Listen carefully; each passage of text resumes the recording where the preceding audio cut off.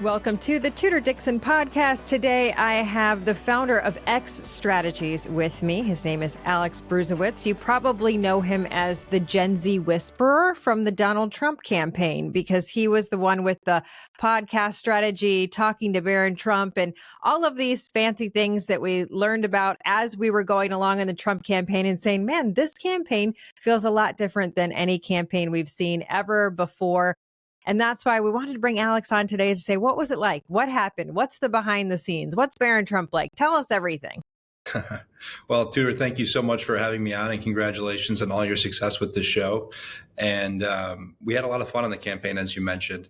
And I'm glad that you gave Barron Trump a shout out because he absolutely played a key role in this process. And his father has tremendous trust in him and faith in him. And Barron gave sound advice, and it was a joy to work with him and the whole family and the whole team throughout this process. It was really a team effort, and we obviously had great success on November 5th. You know, I think that people look at the Trump family and they try to figure it out. He seems incredibly close to his children, but then there are people who want to demonize him and make him seem like he's this completely different person. I don't think we really understood Barron at all, because when people are teenagers or younger, and he was pretty little when they went into the White House the first time, it's kind of a hands-off situation. Like, you don't touch the kids, you don't mess with the kids. If you're a decent person, you don't talk about the kids. But then he took this kind of starring role once we got to, I would say, maybe to the RNC convention, and then we started seeing him more, and we started hearing rumblings of Barron as taking charge of putting his dad on some podcasts. It was like, wow, this is very interesting to see someone who really was just graduating high school and has this connection to his age group. That was the age group that we were looking for, was the kids that were 18 to 29. And how do you connect to them? What was it like when you heard, okay, Barron wants to make some suggestions, and his father was like, yeah, heck yeah, I take him seriously? Well, no, I think you're spot on that. Barron was very young when his father first ran in 2016. And he kind of grew up through this process. And this go around, he was 18 years old, and he's a very intelligent 18-year-old. He's probably smarter than any other 18-year-old in the country and in the world. And he's obviously experienced a heck of a lot more than the average 18-year-old. So he already has a lot of life experience and world experience, and a lot of knowledge and a lot of political knowledge. He grew up in this game of politics. And so he's a quick learner. And it was really fun to collaborate with him on that. The president takes Barron's advice seriously. He takes all of his kids' advice seriously. It's a luxury for this president that he has smart and capable children. Every single one of them is smart and capable and contributed in their own way, with their own relationships, with their own ideas. And it made my job easy because I just had to help facilitate some of this stuff. We would have times where we would collaborate on ideas, and I'd have a recommendation and they would go to bat for me, or they'd have a recommendation and I would go to bat for them. And it was really just a seamless team effort. And I was blessed to be put in that position. We certainly had a lot of fun. But look at this family. It's an incredible family. And it's a luxury to have a great first family. The previous president, crooked Joe Biden, didn't really have a great family. He had a son who was the smartest guy he knew, named Hunter Biden. And Hunter, if you're not familiar, is addicted to crack cocaine and likes to commit other crimes. And that was a senior advisor in the White House for him. And now we have all of these other great children advising this president. So we're certainly at an advantage having smart and capable children for the first family. And the Democrats don't have that. I mean, you talked about something interesting, because Barron Trump really did. He grew up in the White House. I mean, he's been around the politics, the political game his entire life, unlike the other kids. The other kids were much more of they'd been around their dad's businesses. And so they had kind of a business mindset. I think you would probably agree. The political mindset is special. You have to see it from a different direction, but also he's seeing this not only from being in the White House, but having lived through two assassination attempts on his father. And instead of really getting mad or wanting to get even, he came out with these phenomenal ideas of, hey, I think you should reach out to this person and just sit down and have a talk. Did you ever feel like during the campaign he was frustrated with this, or did he just have like this pinpoint focus of we're going to win people over? No, I mean, Barron and I would collaborate quite often on some of these suggestions. But he was always very focused. He was very focused on the task at hand and the mission at hand. He obviously was also going to school and he had a lot on his plate. And so, whether he would text me or I would text him about a podcast, that was about the collaboration. That was how he would collaborate. Very quick. It wasn't, he and I were like breaking down each detail of each podcast. We were like, hey, this guy's got a big audience. We think you should do it, sir. And he was like, all right, let's make it happen. And we obviously had some great moments. Aiden Ross, who's a 23-year-old video game streamer, one of the largest platforms, in the world. We had at one point when we did the Aiden Ross interview that was really spearheaded. That one was really spearheaded by Barron. We had 1 million concurrent viewers at one time. And then through some suggestions between me and the president, I mean, we had moments where some of our clips from that interview had 25 million views, 30 million views, just individual clips. And so across the board, we have hundreds of millions of views on one interview. And then a couple of weeks later, we did Theo Vaughn's podcast and Andrew Schulz's podcast and The Undertaker. We did The Undertaker's podcast. That's the president's favorite wrestler. And that was a really easy pitch. They didn't really take much selling on that one. He was like, let's absolutely do the Undertaker's podcast. And they talked, the president's a WWE Hall of Famer. That's something that not a lot of people know, but he is in the WWE Hall of Fame. And so we did this interview with the Undertaker, and the WWE fan pages have the largest reach of any fan pages of any major sports. So the clips that we got from doing the interview with the Undertaker reached tens of millions of voters just organically. And so we just kind of tapped into some of these really fun projects, and we probably wouldn't have been able to do it if we didn't have Donald Trump as the candidate. I mean, Donald Trump's personality, who he is, really made this flourish more than anything. And, he just has an ability to authentically connect with everybody he talks with. And he was just talking to some of the biggest stars in the world with some of the biggest platforms in the world. So it kind of worked out very nicely for us. I've heard so many people say that this race changes how all other political races will be run from now on, not only from the standpoint of talking on podcasts and changing the media outlook, because in the past we've been kind of trapped in this leftist media and you had just a few places you could go. So the podcast obviously changed that and allow him to talk long form and get all of the information out about his campaign, something that I think in general Democrats struggle with because they really don't have anything beyond talking points. I've heard very few messages coming out of the Democrat Party since the campaign that are coherent or have any plans for moving forward. There's no true structure there. And I think that's panicking them. But he also was pretty targeted on social media and pretty targeted on, I guess I would say, like digital advertising. So what do you see as the change from what races were in the past, even 2022 to 2024 and beyond? Yeah, the Democrats think it's as simple as putting their candidates on podcasts again.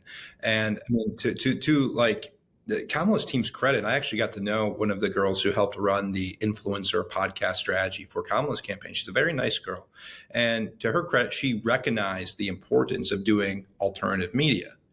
And so, but their problem was the more people heard from Kamala Harris, the less they liked her. And so if your message sucks, your candidate sucks, the more people hear from you, it's not going to be a helpful situation. Donald Trump, on the other hand, the more people heard from him directly from him, the more they liked him. They could relate to him. They, heard a side of him that the media hid for the greater part of a decade. And so they were like, wow, this is, Donald Trump is not who I thought he was. He's this great guy. And so they gravitated towards him. And so if your message sucks and your candidate is not somebody that is a likable person, my advice is don't put them on podcasts because they will expose your vulnerabilities. And so, like Jen Rubin, for example, she's a failed Washington Post reporter. She's now gone. And she's not really the best person to look at. And her voice is not this most beautiful sound in the world. But she was like, well, this was the podcast election, so now I need to go start a podcast. And so Jen Rubin starting a podcast will probably only hurt the Democrats because she's a terrible messenger. She's a very odd individual. And so, I'm very grateful that they think it's as simple as, oh, we need to start a podcast, because I think it's actually going to only hurt them. So I think it's going to be unique just depending on the candidates. I don't think there's going to be one blueprint moving forward. I think that you have to be flexible. I think what this campaign proved is that, you have no idea what they're going to throw at you. Multiple arrests, multiple assassination attempts, weaponized justice system, switching the candidates, like everything was thrown at this candidate and this campaign team. And we never faltered. We just we just rolled with the punches. We adjusted the game plan and we just kept pushing forward. And so I think a lot of campaigns just get set in their ways. Like, this is my campaign strategy. I'm not changing it. And then they end up losing because they're too stubborn. So I think you have to be willing to change and be willing to be flexible. I think that's just the blueprint moving forward. Well, and I think Donald Trump was a unique candidate in not only that did the president win over the people when he was on these podcasts, you could see the hosts that were like, well, kind of like this guy. Like, he's fun.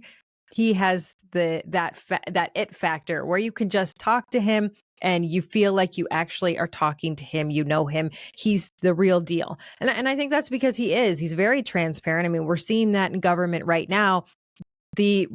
I guess the leftists and the bureaucracy and even government employees are freaking out on a daily basis. Like, oh my gosh, they're doing this, this, and this. Well, yeah, but they're telling you exactly what they're doing. Whereas you made the point about Hunter Biden being his top advisor, but Hunter Biden wasn't telling us what he was advising him. We had no idea what was going on in the White House. It certainly wasn't Joe Biden who was making the decisions in the White House. And we don't know if there were decisions being made. I mean, just the fact that we've brought home all of these hostages, that Donald Trump has been able to negotiate these hostage release.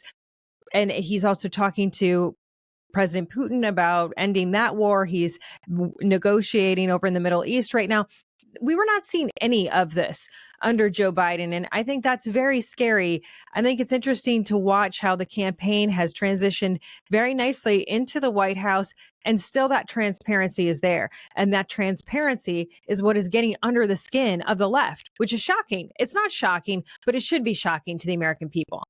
Right. And to start with the first point on the President Trump winning over the hosts, like, that was so evident. And when we went into talking, so I started talking with these podcast hosts before the president went on and kind of just gauged their temperature and kind of where they stood. And none of them were anti-Trump, but none of them were pro-Trump. They were Trump curious. See, this is good to know, because I think some people felt like they went in with the bias of, yeah, we love him. Right. That's misinformation and disinformation. And Bloomberg and all of the liberal media, they're writing reports about how this was a right-wing ecosystem that's been being created for 4 years. Like, that wasn't the case at all. Like, these podcast hosts were relatively apolitical, and they were just curious to hear Donald Trump directly and just meet the guy directly and see what happened. But you're right. Donald Trump, when he sat down on these couches and he did these interviews with these people, he won them over. And another thing would happen after he got off the podcast with these people, the media would not only attack Trump, but they would also attack the podcast hosts. And one of the most ridiculous examples of this was a Barstool Sports podcast called Bussin' with the Boys, two former NFL football players that interviewed the president, talking about the president's days of being a high school football player. And the president said that, I played tight end, but I didn't like running across the middle of the field and getting hit by a guy from a bad neighborhood, right? And he said it in a funny way. The hosts on the podcast chuckled and laughed. And the Washington Post the next day tries to write a piece on how Donald Trump's comments about the rough neighborhood were racist, and the two NFL football players who laughed at the joke were also racist. So they reached out to the podcast host and they were like, why'd you laugh at this racist joke? Da, da, da. And Will Compton, one of the former players and one of the hosts, he responded, and I apologize for being vulgar, but he farted into the phone back to the Washington Post reporter, and he uploaded that to social media. But like the media would come in over the top and almost like push these people further into our corner, into our camp, because these guys who are relatively apolitical, they became part of these media hoaxes. And like, wait a second, that is so bizarre. Like, that's not how I recall that interview going. And so that was super funny. But back to like the president being transparent, that's a key. That's something that he genuinely believes in. He wants to restore trust to the American people, and he believes you do that by transparency. And he wants to be as open as possible. That's why he communicates as freely as he does on his personal social media. That's why he did these long form podcast interviews. That's why he is doing, bringing the American people into the Oval Office with him. That's why he's giving new seats to alternative media outlets in the White House press briefing room. He believes wholeheartedly in transparency and in trust with the public, and I think I think the American people are going to benefit from this. So let me ask you about buying social media influence, though, because obviously I don't think that the president really had to buy social media influence. He has people that love him. They're big influencers. They talk about him. Vice versa. He has people that don't love him and they talk about him. They're generally not as loud, to be honest. But we saw Kamala Harris try to buy influence through celebrities. We know there's these networks that are out there, and I think they've been incredibly effective with some of the products that they push and movies that they're pushing.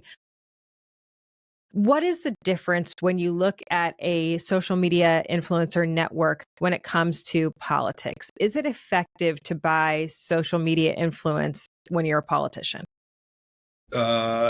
I don't believe so. I think what's changing is we live in a day and age where we are constantly consuming digital content, and we can quickly decipher what's a paid ad and what's an organic post. And so if it seems that this is not organic, you'll get quickly skipped over and it'll be dismissed. And I think everything about Kamala Harris's campaign felt forced and felt like a paid ad, where everything that we did was organic. And so I'm hesitant. I don't think that buying influence or these influencer networks are beneficial to political candidates moving forward, especially if it becomes public that that influence, in fact, is being paid. You have to inspire support. You have to inspire these people to get involved. And President Trump is very unique because before he got involved in politics, this online ecosystem of a lot of these right-wing influencers didn't really exist. People like me didn't exist pre-Trump. I built my following of over 500,000 social media followers, strictly being an advocate and a defender of the president's policies and being a defender of the president. And there's dozens and dozens of accounts like mine. And so he inspired this entire ecosystem. And so I don't know necessarily what that looks like post him. But, we've seen candidates, whether it's in the Republican primary this past election or on the Democrat side, that hire an army of influencers that, regurgitate certain talking points right on like the same message, right at the same time. And it doesn't seem organic. And I think the people see through that. And I think it actually has a negative effect on the candidates that are doing that.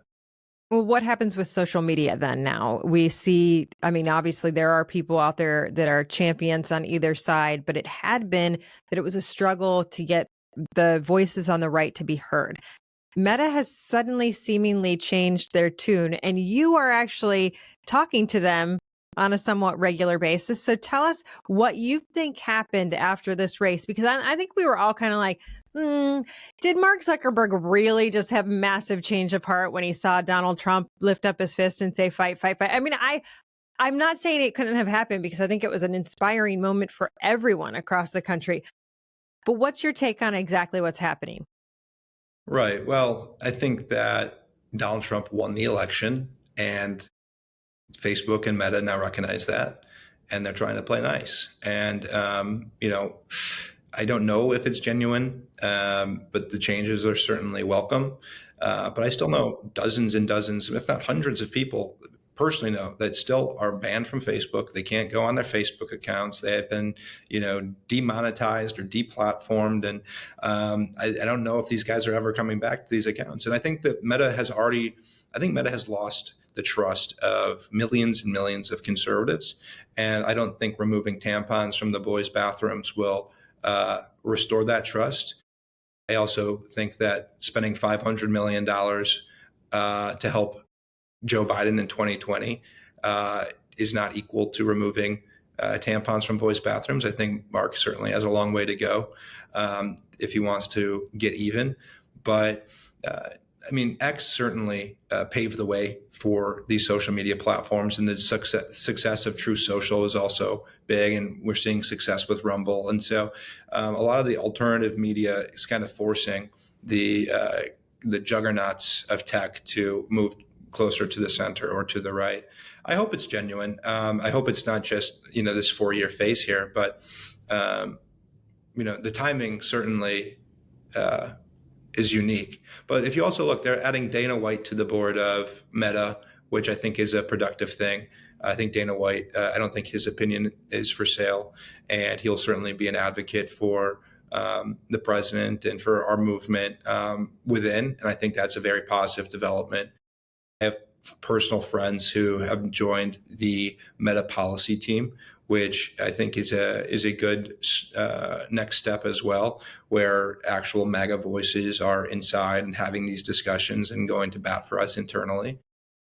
Before 2020, I didn't know a single human being at Meta. The customer service, it was terrible. And so now they've really made an effort to do outreach to conservatives.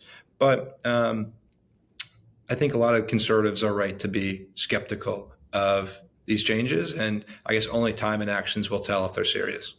I think there has to be some regret on the part of these social media companies after living through 4 years of Joe Biden. And I say that because I think even in the midst of it, these social media companies were like, well, it's not that bad. He came in with this COVID situation and he's still working his way out of that. They could make up all of these excuses. But this last few weeks with Donald Trump has been such a stark difference for them that they have to be looking at this and saying, my gosh, this war broke out in Ukraine. This war broke out in Israel. Now you have somebody who is actually genuinely negotiating, and you don't even question whether or not the president is able to have those conversations, which sounds crazy, but there was really a time when we were like, do we trust the president to talk to Putin? Is the president able to have a discussion with Netanyahu? Can this even occur? And now we see, like I said earlier, you see the hostages coming home. You see massive changes being made. You see, and you can't even deny what Elon Musk is doing to go through and say, we can't continue to have this massive amount of debt. We can't go into bankruptcy as a country. This is ridiculous.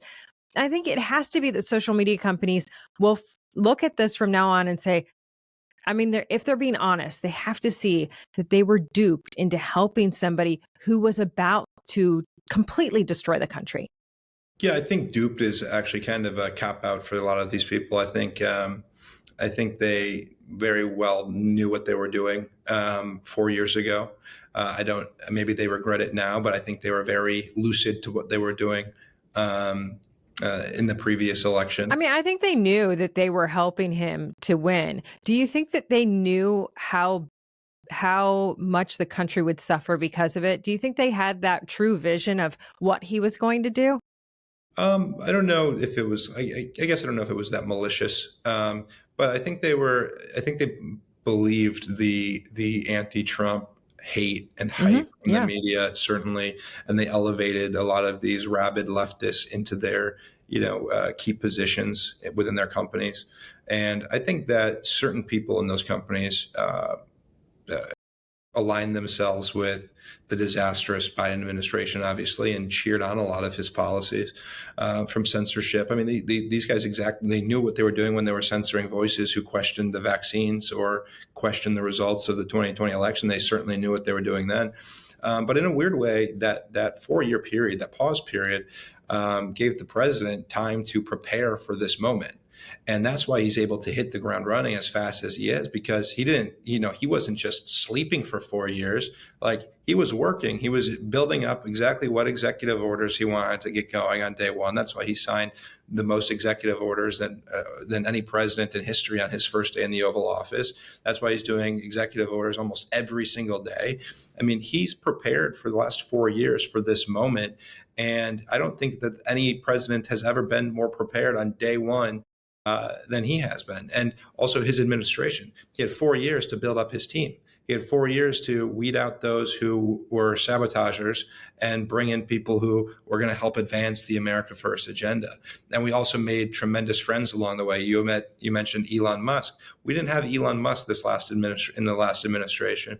We have the wealthiest guy in the world, one of the smartest men to ever walk this earth, is volunteering his time to help this president, to help this administration cut trillions of dollars of waste. And he also just so happens to have one of the largest platforms, if not the largest platform in the world, with 220 million X followers, that he can disseminate the messages of this administration and Doge in a very fast manner. And so I think, in hindsight, the Democrats or the tech companies probably regret, rigging the 2020 election because now it's enacting change. The MAGA movement is actually being advanced because of them in kind of a weird way. So No, I totally agree. I thought it was fascinating when Elon Musk came out and said to retire, we can only retire 10,000 people from the government a month because it's all manual, and you go down into this limestone mine. And he's like, we'll post pictures. And then he sure did. He posted the pictures. And I'm like, truly, that's the power of having a platform that is that big and having a voice that's that big. You have a huge voice. You've done great things. You've been instrumental in getting this president back into office. So what is next for you? Because there was a time when I heard you were talking about running for office. So do you see a future in Washington at any point for you? Oh, I don't know about that. I think I have too much fun on the outside, and I got a great guy in that race. So I pump faked to run, and I ended up recruiting my buddy Tony Weed to run in Congress in Green Bay, Wisconsin, and the president endorsed him on the spot, and he won his race in actually a larger margin than his predecessor. And it all started because Mike Gallagher, he voted to defend Alejandro Mayorkas during his impeachment vote. He was the only Republican to defend the guy. And I'm like, what the heck was that about? And so some people called me and said, Alex, go run against Mike Gallagher. I was like, okay, I'll go tease it. And so we campaigned in the district a bit, and a poll came out that showed me, leading by like 15 or 16%. And I was never considered a candidate before. And then I was like, I don't know if I want to run. I want to go help the president win. And so I think I made the right decision on that front, but we got a great candidate in there. But what's next for me is for the next 4 years, we're going to be hyper-focused on defending the president and this administration from the outside. We're going to keep a lot of the social media channels active, the Trump War Room accounts, the Team Trump accounts. These are massive platforms with millions of followers that can be really effective tools for this administration and for the Republican Party to digitally advocate and promote what we're working on. And so I'm going to be, my team, my company, we're going to be playing an instrumental role in that. And also the midterms are very close. They're right around the corner. We got to make sure that we have MAGA candidates all across the board that, that believe in the president's agenda, that are great messengers of his agenda, because I think the 2024 election proved that you really need effective messengers. And if you look at who's, stars in Congress right now and in governor's races, et cetera, if you look at the cabinet, all of our cabinet members are great and effective messengers. So messaging is important. So we have to make sure that we have great messengers in all of these seats across the country. And I'm going to help play a role in that as well. Awesome. Well, we look forward to it. And someday, we're not ruling out that someday you run, but we appreciate the fact that you're having fun on this side of it because we see what you're doing and the massive effect that you're having. So thank you. And thank you so much for coming on the podcast today. Thank you so much, Tudor. Great being with you. Absolutely. That was Alex Bruzewitz. And thank you all for joining us on the Tudor Dixon podcast. For this podcast and others, you can go to TudorDixonPodcast.com, iHeartRadio app, Apple Podcasts, or wherever you get your podcasts, and join us the next time. Have a blessed day.